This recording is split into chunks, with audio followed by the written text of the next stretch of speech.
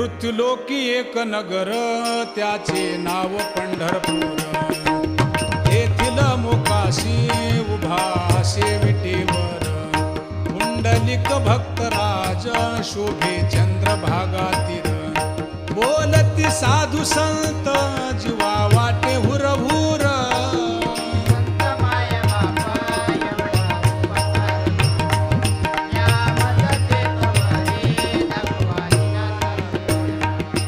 मज नाही हात पाय